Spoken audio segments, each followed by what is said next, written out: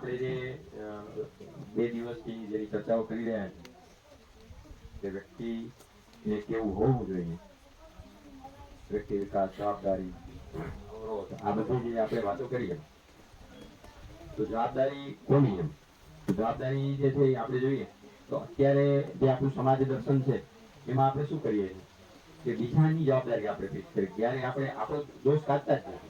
આજે સામાન્ય જોઈએ તો શાળાની અંદર વિદ્યાર્થી નાપાસ થાય ને એટલે એનો પહેલો જવાબ કદાચ ઘરમાં વાતાવરણ સારું હોય ને પૂછે ને તો એમ કે મમ્મી શું કરીએ, જે પરીક્ષા પૂછવાનું સાહેબ ભણે તો હું લખું કે રસ્તામાં જતા કાંઈ પણ આપણને પણ ઠેસ લાગે ને તો આપણે કે કોણ છે કે આ પથ્થર વચ્ચે મૂકેલો છે, એટલે પરદોષ આપણે જોઈએ છીએ. જ્યારે ખરેખર સ્વદોષ જોવો જોઈએ કે મારા દોષ શું છે અને એને સુધારવાનો આપણે જે પ્રયત્ન કરવો જોઈએ એ આપણે કરતા નથી.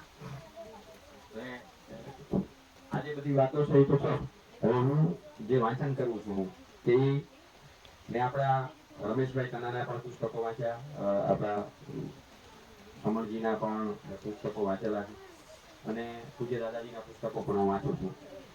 એમાં મને અત્યારે આજે જે કહેવાની ઈચ્છા છે એ જે સામાન્ય 3 ગુણો છે, રાજસ, તામસ અને સત્વ.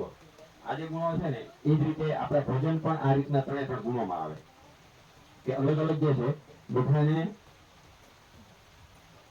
જે સૃષ્ટિ ઉપર આપણે આપણી બધાની પસંદગીઓ જે છે બધાની અલગ અલગ હોય. કોઈની તામસ હોય, કોઈની રાજસ હોય, કોઈની સાત્વિક હોય. આ બધાની અલગ અલગ હોય. તો આની અંદર એ જ રીતે ચાતુર્વર્ણ જે આપણી વ્યવસ્થા હતી એમાં પણ જે બ્રાહ્મણ, ક્ષત્રિય, વૈશ્ય અને શૂદ્ર એ મેઇન વસ્તુ ઉપર હું વાત કરીશ કે ચાતુર્વર્ણ્ય મયા સૃષ્ટમ ગુણ કર્મ વિભાગયા. તો આ જે ભગવાને જે વ્યવસ્થા કરી હતી એ ખરેખર વ્યવસ્થા કઈ રીતની હતી એમ. તો અત્યારે જે આપણે સામાન્ય જોઈએ છે તો જ્યાં એનો જન્મ થાય ને એનાથી આપણે એને નક્કી કરીએ કે આ બ્રાહ્મણ છે, આ ક્ષત્રિય છે, આ શૂદ્ર છે, આ વૈશ્ય છે. ખરેખર અર્થનું ઘટન જે છે એ જે અખા ભગવત કહે છે કે આંખનું કાજળ ગાલે ગયું એના જેવી ખરેખર આપણી પરિસ્થિતિ થઈ છે. બ્રાહ્મણ, વૈશ્ય, ક્ષત્રિય અને શૂદ્ર આ જે 4 વર્ણ હતા ને એ 4 વર્ણ પોતાના કર્મથી હતા. જે એને કર્મ કરે ને એ કર્મ પ્રમાણેના હતા. પણ આપણે આખી સમાજની અંદર જે છે એ ફેરફાર કરી અને જે કુળમાં જન્મ્યો ને એવું કીધું. આપણે આનાથી અગાઉ એક ભાઈએ વાત કરી કે ડોક્ટરનો દીકરો ડોક્ટર બને એમ, ખેડૂતનો દીકરો ખેડૂત બને. પણ અત્યારે ડોક્ટરનો દીકરો ડોક્ટર બને પણ એ ભણીને બેઠો હોય તો બને. આજે જયારે ગાદીપતિ જે સિસ્ટમ છે કે જે અભ્યાસ નથી કર્યો, કાંઈ જ નથી છતાં કાં તો કે એનો વારસદાર છે ગાદીપતિ થાય. તો ડોક્ટરનો દીકરો ભણ્યો ન હોય અને આપણે એની કારણે દવા લેવા જાય ખરા? તો આવું કેમ? એટલે એ જે વસ્તુ હતી એ પોતાના કર્મો પ્રમાણે હતું. એટલે જે જો એને ડોક્ટરના દીકરાએ ડોક્ટરનો અભ્યાસ કર્યો તો 100% આપણે એની પાસે જઈએ, પણ નથી કર્યો તો આપણે જાતા નથી એમ. એમ આપણું જે આ જે 4 વ્યવસ્થા હતી બ્રાહ્મણ, ક્ષત્રિય, શૂદ્ર અને વૈશ્ય એ પણ એના કર્મ પ્રમાણે હતું. કર્મ પ્રધાન આપણો સમાજ છે. એ ધર્મ પ્રધાન ન શા માટે હોય? સમાજ રચના આજે આપણે જોઈએ તો અર્થ પ્રધાન થઈ ગઈ કે જેની પાસે પૈસા હોય એને જ માન સન્માન, એને જ સ્ટેજ ઉપર આવવા.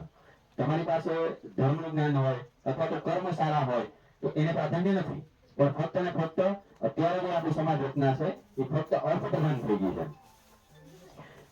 સુખ નફો જે છે તે પણ અંતઃકરણે નથી, બાહ્ય છે. આજે આપણે આખો સમાજ જોશું ને તો લોસુક બીમારીના રોગી છીએ આપણે. મને શું ગમે છે એની લોકો શું કહે છે.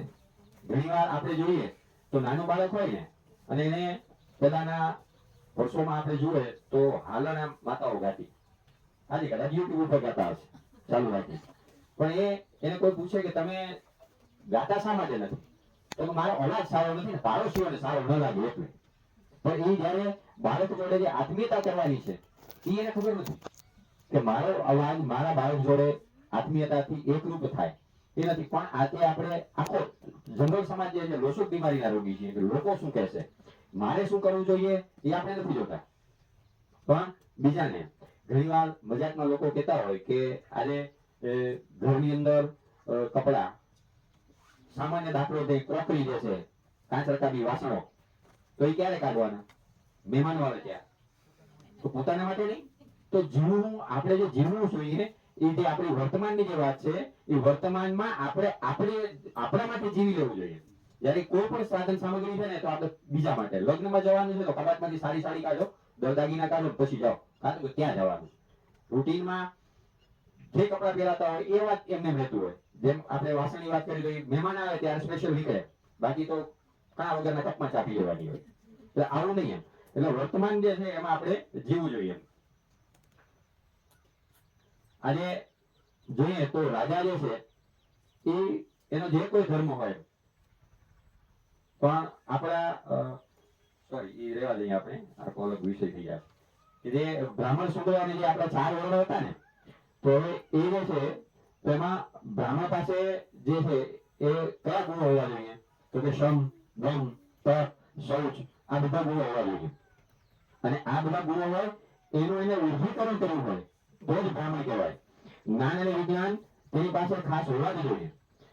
બ્રાહ્મણ અને શૂદ્રમાં કઈ ફેર નથી. કે કુદરતે જ્યારે આપણે સૃષ્ટિ ઉપર મોકલ્યા ને ત્યારે એનું કોઈ ગુણ નક્કી નથી કે કોઈ એનું વર્ણ નક્કી નથી, પણ જેના ઘરે જન્મ લીધો એ એનું વર્ણ નક્કી થયું.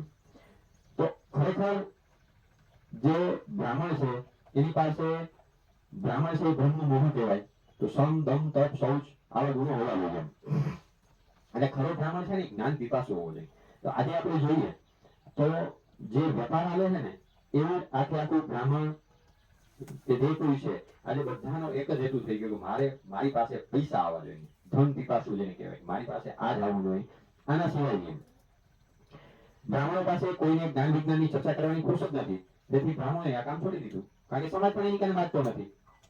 આજે સમાજે એની પાસે માંગવું જોઈએ, આપણે કોઈ માંગતા નથી એમ. અને ભિક્ષુકના ગુણો પોતાના જીવનમાં લાવતા શીખ્યા બ્રાહ્મણો પણ. અર્થાત એકાદી રુદ્રી એને આવડતી હોય કે 5, 10, 15 મંત્રો આવડતા હોય તો એનાથી એ આખું ચલાવી દે. સવારે ઉઠી અને મંદિરમાં કે પોતાના ઘરમાં દોસ્તી બોલે, લોકોને ખબર પડે આ જ્ઞાની છે, મહાવિદ્વાન. અને આપણે સમાજમાં પણ આપણી એક માન્યતા છે કે ઘણી વાર આપણે જોઈએ તો કથાઓમાં કે બીજા કોઈ પણ જગ્યાએ છે ને તો બ્રાહ્મણો જે વાતો કરતા હોય ને પછી એમ કે વાહ બ્રાહ્મણ વાતો કરે, આપણે તો કાંઈ ખબર ન પડે, કેટલા મોટા જ્ઞાની. પણ તને ખબર નથી પડતી તો જ્ઞાની કેમ? તને જે ખબર જ નથી અને એને એ જે બોલ્યા એ તું સમજ્યો જ નથી, કે તો પછી ડિસાઈડ કેમ થાય કે જ્ઞાની છે? એટલે આજે આપણે વ્યાખ્યા કે આપણને ખબર નથી, આપણે કઈ જ્ઞાન નથી, એટલે આપણે એમ કે મને ખબર નથી એ મોટા બ્રાહ્મણ. ખરેખર એનું જે જીવન છે એ કેવું હોવું જોઈએ કે એને આપણે જે કીધું એ બધા ગુણો એની કને હોવા જોઈએ. એ જ રીતે એ લોકોએ જે છે એ આ રીતે એનું જીવન જીવે છે. બ્રાહ્મણ છે તો પછી ક્ષત્રિય છે તો ક્ષત્રિયમાં કયા ગુણો હોવા જોઈએ? તો કે શૂરવીરતા, તેજસ્વીતા, ધૈર્ય, નિડરતા, આવા બધા ગુણો ક્ષત્રિયમાં હોવા જોઈએ. અને એ પણ આ બધું છોડી અને લખતા વાંચતા અને માનતા થયા એટલે એને એમ થયું કે અમને કોઈક સાહેબ કે આવું અમારું જીવન હોવું જોઈએ એમ. એટલે ધીમે ધીમે એનું પણ છાત્ર તેજ ગયું એમ. અને આવી પરિસ્થિતિ આવી અને એનો પણ ટાર્ગેટ જ થઈ ગયો કે પૈસા કમાવો. આ જ વિચાર બ્રાહ્મણોમાં જેમ આવ્યો એમ ક્ષત્રિયોમાં પણ આવ્યો. એ જ રીતે પછી વૈશ્ય છે તો અત્યારે આખા સમાજમાં આપણે જેમ બધી જગ્યાએ વૈશ્યવૃત્તિ છે. આપણે તપોવન જેવી કોઈ એવી સંસ્થા મળે ભાગ્યે જ. હું તો આપણે બધાએ કીધું, હું પણ કહું છું કે આપણે બધા ભાગ્યશાળી છીએ અને પુનર્જન્મના કોઈ પણ સારા કર્મો હશે કે આપણે બધા એક થયા છે ભેગા. આજે કોઈ પણ સંસ્થાની અંદર બાળકને મૂકીએ એટલે એના ફીસના ધોરણ હોય કે આ બાળક આ ધોરણ ભણે તો એટલા, આ ભણે તો એટલા, આ ભણે તો એટલા. જ્યારે અહીંયા આપણું કંઈ જ નથી. તો એ બ્રાહ્મણનું જે કાર્ય હતું સમાજને જ્ઞાન આપવાનું હતું એ અહીંયાથી આપણે જોઈએ કે થઈ શકે છે. એ રીતે કૃષિ ગૌરવ છે વાણિજ્યમ, વૈશ્ય કર્મ સ્વભાવ જમે. તો વૈશ્ય જે છે એનો શું સ્વભાવ, એના કયા ગુણો? તો કે કૃષિ અને ગૌરક્ષા એમ અને વેપાર, આ 3 વસ્તુ એનામાં હતી. પણ સમાજની અંદર વિકૃત વૈશ્યવૃત્તિ જે ચાલી રહેલી છે ને એના કારણે વૈશ્યો કૃષિ અને વાણિજ્ય કરે છે અને તેમનું ખિસ્સું ભરાય ને એટલે કરે છે. નો મોર ફૂડની બૂમ જે નેતાઓ મારી રહ્યા છે એમ વૈશ્યનું આકર્ષણ પણ હવે ખેતી તરફ થયું. ગૌની જે રક્ષા કરવાની વાત છે એમાં પણ પૈસા હોય તો જ કરવાનું, મને શું મળે આના સિવાય નહીં. અને આ રીતે પૈસા ખર્ચવા પડે તો કોઈ ખર્ચવા તૈયાર નથી સમાજ માટે, કોઈક વિરલા નીકળે. અને બેંકની અંદર આપણું એકાઉન્ટ જે છે એની અંદર કેમ રકમ વધે એવી આખા સમાજની અંદર આપણે જોઈએ તો તાલાવેલી છે. અને વાણિજ્ય અને વેપાર કરનારને સાચું ખોટું કરવું પડે તો એ કરવા તૈયાર છે.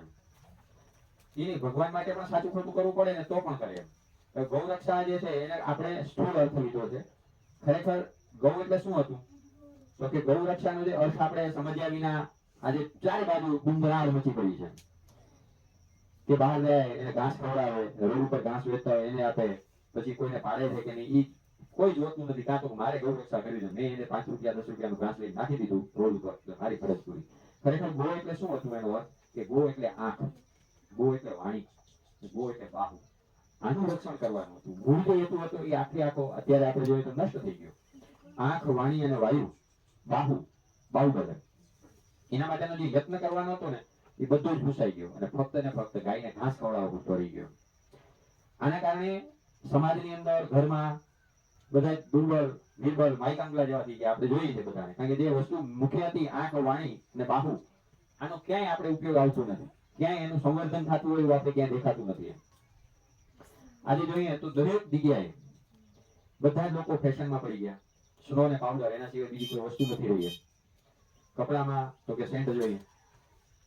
આજે આપણે જોઈએ તો કોઈ જગ્યાએ વ્યાયામશાળાઓ પણ નથી, અને છે તો એ બિચારા રાહ જુએ. અને ઘરોની અંદર પણ પૈસા દઈને મજૂરી કરવા જાય. વ્યાયામ પોતે ઘરમાં કરવા રાજી નથી. એટલે વ્યાયામશાળાઓ જવાની ફુરસદ હોતી જ નથી. અને સતાયુ એ પુરુષ જે છે 100 વર્ષનું જે પુરુષનું આયુષ્ય હતું એ આજે આપણે જોઈએ છીએ. એ બેને વાત કરી કે 60 વર્ષે પછી શું હશે એમ. એટલે એ પણ આપણું બધું ઘટ્યું એમ. એટલે જે બાહુ જે કરવાનું હતું એ આપણે કઈ થયું નહીં. એ જ રીતે ગૌ રક્ષાનો બીજો અર્થ છે વાણીની રક્ષા. વાણીની રક્ષા એટલે જીવન તરફ જોવાની દ્રષ્ટિ. આપણે જે દ્રષ્ટિકોણની વાત કરીએ છીએ એ જીવન તરફ જોવાની દ્રષ્ટિ. આજે બધી જગ્યાએ જોઈએ તો નેગેટિવિટીનું જે પ્રમાણ છે, નકારાત્મકતાનું, એની સામે સકારાત્મકતાનું કેટલું પ્રમાણ એ આપણી કને આપણે જોઈએ છીએ. તો આપણે આપણી દ્રષ્ટિ બદલવી પડશે એમ. બૌદ્ધિક અને માનસિક વિકાસ જ્યાં સુધી નથી થતો ત્યાં સુધી કોઈ વિકાસ થાય જ નહીં. અને એ જો વિકાસ થાય તો જ વાણીમાં માધુર્ય આવે. એટલે માધુર્ય ના આવે, કદાચ આવે પણ ખરું તો એ કપટી હોય. જો એની પાસે વિકાસ જે છે એ બૌદ્ધિક અને માનસિક વિકાસ ન હોય ને તો એ કપટી હોય એની પાસે. એટલે એ જે છે એ કપટી એનું માધુર્ય હોય. કારણ કે હું કોઈને કપટી તરીકેથી માધુર્ય કરીશ તો મારામાં ફસાશે, અને તો એના ખિસ્સામાંથી મારે પૈસા કાઢવાના હું કાઢી શકીશ. આવી જે વસ્તુ છે એના કારણે આજે આપણે જોઈએ કે આંખ, વાણી, બાહુ આ બધાનું આખું તંત્ર જ આખું બગડી ગયું છે. અને વાણીની રક્ષા કરવી હોય તો શું થાય? પાછળો બાંધવી પડે. ત્યારે આપણે જોઈએ છીએ કે પાછળો આજે છે જ નહીં. ક્યાંક ઘણી ગાંઠી ભીમસીભાઈ જેવા હિરલા ક્યાંક આવું કરીને બેઠા છે. અને એમાંય કોઈને બાળકોને આવું નથી, વાલીઓને મોકલવા નથી. આજે જે પાઠશાળાઓ છે એ બંધાવી એ કઈ થતી જ નથી. આજે આપણે જોઈએ છીએ જે કઈ શિક્ષણનું આખું ક્ષેત્ર છે એ પૈસા કમાવાનું સાધન થઈ ગયું. લખાય છે સરસ્વતી ઉપાસના, પણ કોની ઉપાસના થાય છે? લક્ષ્મીજીની. મને આપો. એટલે આ જે બધું છે એ આવી શાળાઓ બંધાવી જોઈએ એ પણ સમાજ આપણે કરી શકતા નથી એમ. અને આવી જે પાઠશાળાઓ જ્યારે પણ હતી ને ત્યારે પણ એના જે એને કોઈને આજીવિકાનો પ્રશ્ન નતો એમ. અને કોઈની ખુશામત પણ કરતા નતા એમ. તે છતાં એ બધું હાલતું હતું એમ.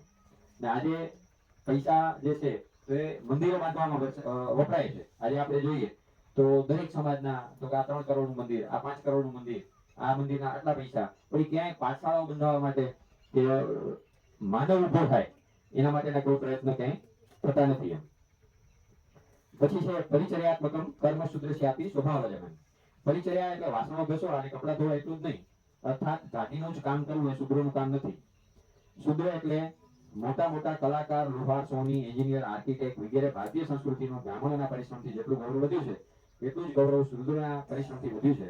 કારણ કે જેમ દુનિયા અદ્વૈત દ્વાર વાંચીને માથું નમાવે છે તેમ પ્રમાણે ભારતની પ્રાચીન કલા કૌશલ્યની કૃતિઓ જોઈને પણ તેના આગળ માથું નમાવે છે અને આનું ગૌરવ શુદ્રને ફાળે જાય. આપણે જોઈએ છીએ કે આપણા જમાના વર્ષો પહેલા એમ કહેવાતું કે વીંટીમાંથી આખી સાડી પસાર થઈ જતી, 20 મીટરનો તાકો પસાર થઈ જતો. તો એ આપણી પાસે હતું બધું, પણ એ ધીમે ધીમે બધું જ ઘસાતું ગયું અને ફક્ત ને ફક્ત જે હેતુ રહ્યો એ ફક્ત પૈસાનો રહ્યો. આ બધી જે વાતો છે એ ઘણું બધું છે. હવે છેલ્લે મારે જે કહેવાનું છે જે આપણે પહેલા જે વાત કરી ને વૃત્તિની, રાજસ, તામસ અને સાત્વિક. એમ એક શ્લોક છે,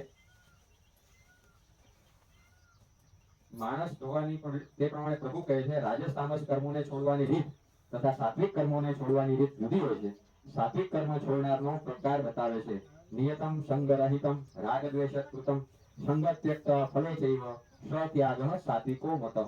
સંગ તથા ફલાશક્તિ છોડીને જે નિશ્ચિત કર્મ રાગ દ્વેષ તથા સંગરહિત થઈને કરવામાં આવે તો તે સાત્વિક ત્યાગ કહેવાય. ને આપણે જે જગ્યા ઉપર ઉભા છીએ ને એ જગ્યા માટે આખે આખું કુટુંબ, એક જ વ્યક્તિ નહીં, આખે આખું કુટુંબ આ રીતે સાત્વિક ત્યાગ કરીને ઉભેલું છે અને એને ઊભું કરેલું છે. અને આપણે એના છત્ર છાયામાં આપણે બધા બેઠા છીએ. આટલું કહી અને